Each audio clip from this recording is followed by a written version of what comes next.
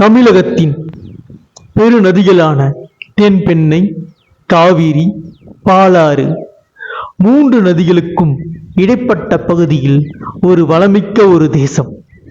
அந்த தேசத்தின் வரலாறு.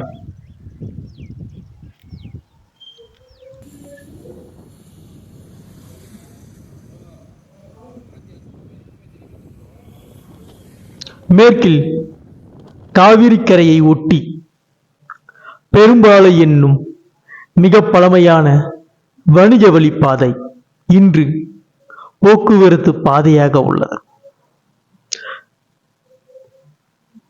இந்த பெரும்பாலையை ஒட்டி மல்லிக்குந்தம் என்னும் பழைய நகரம் என்றால் வரி வசூல் நிலையமாக செயல்பட்ட ஒரு நகரம்.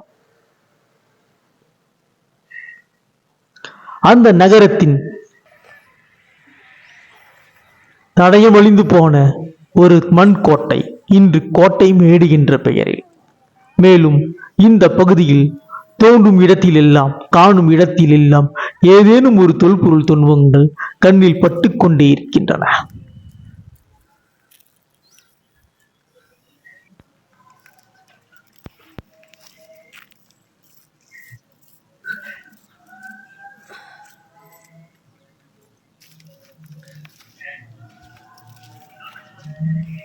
கல்வெட்டு வருது. சோழன் கோச்செங்கனால் கட்டப்பட்டதாக கருதப்படும் ஒரு மிக பழைய சிவாலயம். அதில் இந்த நாட்டின் வரலாற்றை கூறும் உருளை வடிவ கல்தூண் கல்வெட்டு.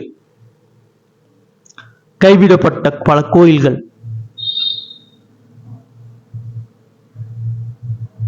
கோயில்களின் எச்சம், காணும் இடமெல்லாம் திசையெல்லாம் இது போல நூற்றுக்கணக்கான ஆயிரக்கணக்கான நடுக்கற்கள்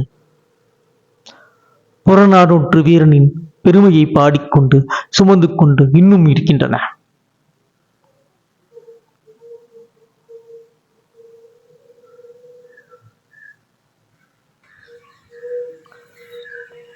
பெருமாள் வழிபாடு நாடெங்கும் பரவி கிடக்கிறது. இதை போல சிறியதும் பெரியதுமாக பல்வேறு உயரத்தில் பல்வேறு அளவுகளில் ஆஞ்சநேயர் புடைப்பு சக்கங்கள் நூற்றுக்கணக்கில் உள்ளன.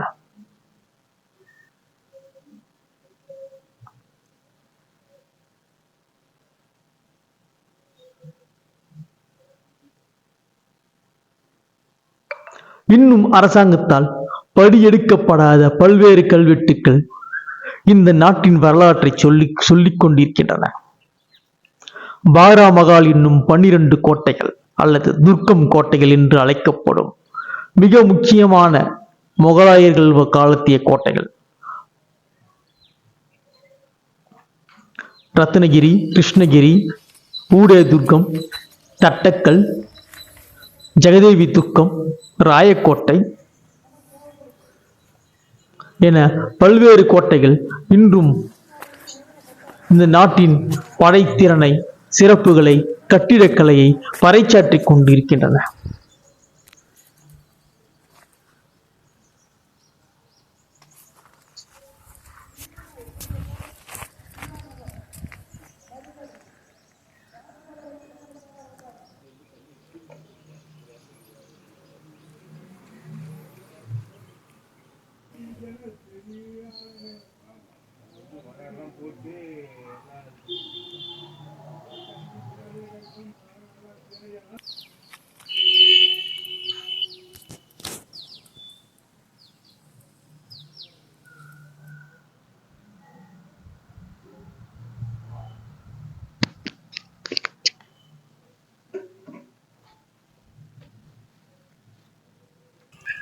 சத்திய புத்திரன் என்று மாமன்னன் அசோகனால் புகழப்பட்ட ஓர் பேரரசன்.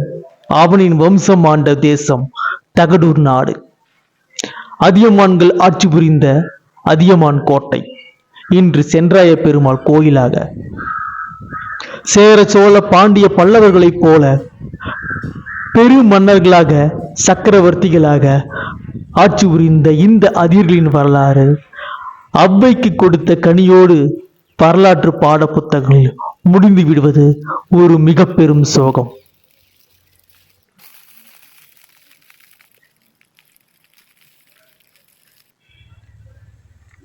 அதியமான் மன்னர்கள் இன்றும் இன்றைய மக்களால், இந்த பகுதியில் வாழும் மக்களால் குல தெய்வமாக, வீரகாரனாக, வேடியப்பனாக, சிலைக்காரனப்பனாக வழங்கப்பட்டு வருகின்றது.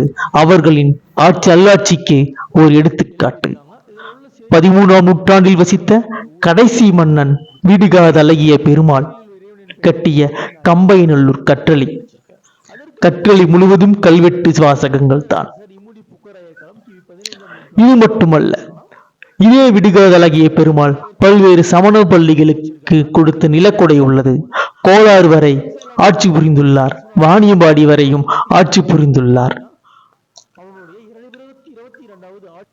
இப்படி பெருமதிப்புகளோடு வாழ்ந்த இந்த மாமன்னர்களின் அத்தியாயம் கோப்பெருஞ்சிங்கனால் முடித்து வைக்கப்பட்டது 13ஆம் நூற்றாண்டில். கடைசி மன்னன் ராஜராஜ அதியமான் இன்று ஒரு நடுக்கல்லாக நம் மக்களுக்கு அருள்பாலித்துக் கொண்டிருக்கிறார்.